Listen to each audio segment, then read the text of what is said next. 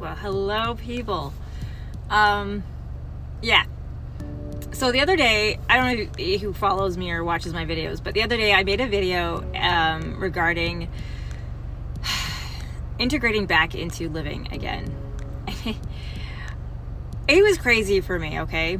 So anyone who's been watching my YouTube videos, if you go back, I think I started making them in August of 2024. I don't know. Doesn't matter. It's on my YouTube under Leveling Up. It's a playlist I have on my YouTube.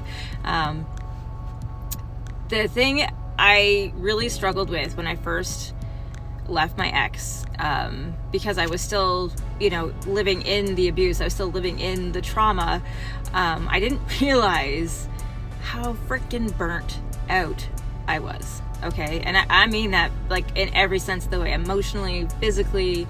When you're living in a situation where it's extremely traumatic and extremely abusive, and you don't even necessarily know everything that's going on, like you're always stressed out, right? You're never out of survival mode. I mean, I started going to my therapist when I was 41 or 40. It was 40, right before I turned 41. Anyway, it doesn't matter.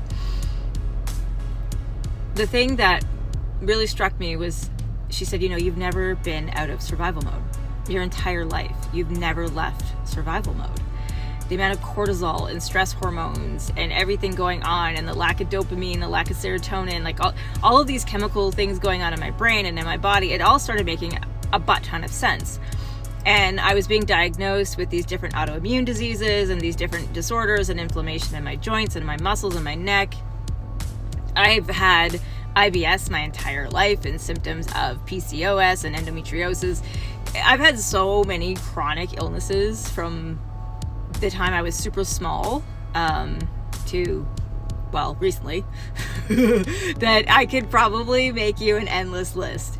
And also on top of that, my efforts to help myself heal and overcome them is also somewhat endless. I mean, the multitude of diets I tried, the keto diet, paleo diet, raw food diet, vegan diet, raw vegan diet, juicing fasts, a lot of different kind of fasting, a lot of different kind of exercises, you name it. I tried it. Okay. And I exercised and I did everything. I think I've done everything except for like this super weird stuff, where people like drink your pee. I never did that. That's kind of gross. Not judging, it's just that's not my thing. I'm not doing it. No. Yeah. Anyways, so it was hard. When I finally left my ex, I had gotten to a point where I had been bedridden for about 4 or 5 months prior. Well, I mean, it was only 3 months where I was completely bedridden, but I could barely function. I could only be up on my feet for about 2 hours before I would almost collapse. The pain would just, it was knock me on my ass so bad.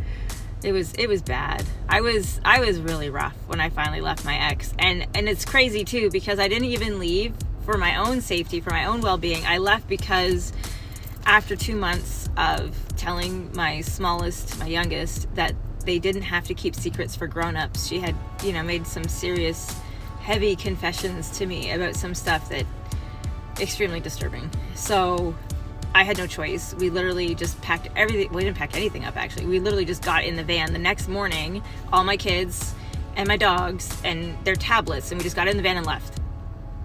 I left everything. I didn't even hesitate. We went directly to the police station, and a big shitstorm happened after that. Which was more trauma in a way, because I got there and it was crazy. I make these confessions to this officer, and yes, I know, me and my neurodivergence, I didn't follow the typical chain of command. I didn't do things exactly the way you're supposed to. I did it my own way, which I think pissed people off. But the problem is that I was there, and because I had been diagnosed with ADHD, autism, and they'd put me on anxiety medication, as well as medication for my ADHD, it was on file, right, that I was on medication. So when I got there in the morning, even though my normal time to take my medication was still a couple hours away, they accused my elevated state on my lack of taking my medication that morning. I'm like, no, I have an elevated state because I just found out that my children have been being severely abused their entire lives, and I've been watching it happen even though I didn't know it was happening. I'm a little elevated, yeah, just a little bit. And I don't think it has anything to do with the lack of medication, because I kind of feel like throwing up right now. Ugh. Anyways, I think I pissed off the officer because I ruined his Sunday morning with his family. Anyways, so that makes it really hard, right? Because that's more traumatic. That's more trauma. You go in and you finally make this confession, something that is actually extremely humbling and gut-wrenching and makes you feel like the worst mother in the fucking world. And what do you get? You get a man who's got like almost a foot taller than you, right? Looks like a fucking football player telling you that maybe you should take your medication and calm down. That's what I felt like doing. It's not what I did. That's what I felt like doing. Because, yeah, I'm elevated. And then I went to the women's shelter. And the women's shelter was good in the aspect where it got me out of my shell to meet other women. Because a lot of us women who are isolated by our abusers, and I mean, I've been isolated since I was a child, right? Like since forever. I don't think I was ever not isolated. Because I started off being sexually abused by... whatever. Here's a long story. It started for me when I was about, I would say 2 and a half. Or maybe even before that. I'm not 100% sure. I have some weird memories. Anyways, doesn't matter. It's been a long road for me. And the isolation, the way they teach you to be afraid of the police, not to trust the police, not to trust the nurses or the doctors or the teachers. You're not supposed to trust anybody. Everyone's out to get you. Everyone's going to hurt you. Only your abuser is going to save you. And that's how they program you. That's how they groom you. And so it was really easy for my next abuser that I chose to bring into my life to do the same thing to me. So going to the women's shelter was extremely helpful in the fact that I finally realized that women don't actually hate me. Because that was one of the things that was drilled into me. It's like, you're just a mess up. You're just this, that. No other woman's going to like you. No, there's a reason why you have no friends. Blah, blah, blah, right? Like, they really ram that shit home because they don't want you to have a support group. They don't want you to break free. So that was really good.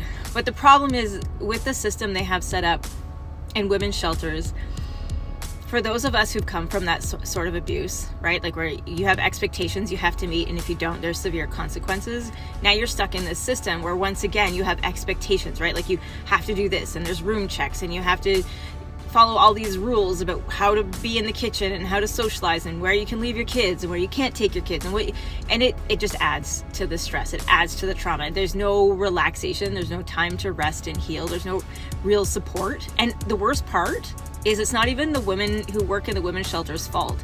They literally have to follow the protocol. They have to follow the system. They have to follow the rules. And even if their hearts are telling them that they should be doing this or maybe they should offer it, they can't. They could risk their jobs. They literally can't. They have to follow the government guidelines for that government-funded building. Yeah, so it's a little bit of help, but it can also come with a lot of pain. And then I went to second stage, which was a bit better. It was more independent. I got to do more of my own thing. But again, you have to follow the rules. And of course, I suck at that. So within like 2 months, they had taken me off the program and made me a residential thing. I don't know. I didn't even understand it. I just stopped paying attention. I gave up because it was too hard. I was trying to go through the grief and the healing process of realizing everything that had happened. I mean, it was a lot emotionally to work through. And some days I could function and some days I couldn't. And knowing that the days I couldn't function could result in me having repercussions or getting my hand slapped, like getting in trouble by these authority figures, did not fucking help at all, right? And then there's these mandatory support groups. They didn't help either because half the people didn't really want to be there. So if you're not choosing to be there, you're not going to be an active participant. Yeah, it sucked. So finally, I left my ex in June 2024 on June 9th. And now we're coming up to the end of March of 2025. And I'm finally at a point now where I finally can like get up and make breakfast and clean the kitchen and do the dishes. And it doesn't make me want to break down and cry or freak out or have an anxiety attack. Because these are things that if I hadn't done properly before would have resulted in punishment or abuse or something. So I never could do them without having like triggers, panic attacks, meltdowns.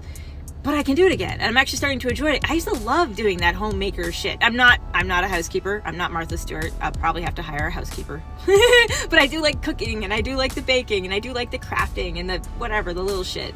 So it takes a minute. Be kind to yourself. Use the resources available, but just use them as stepping stones because it's hard.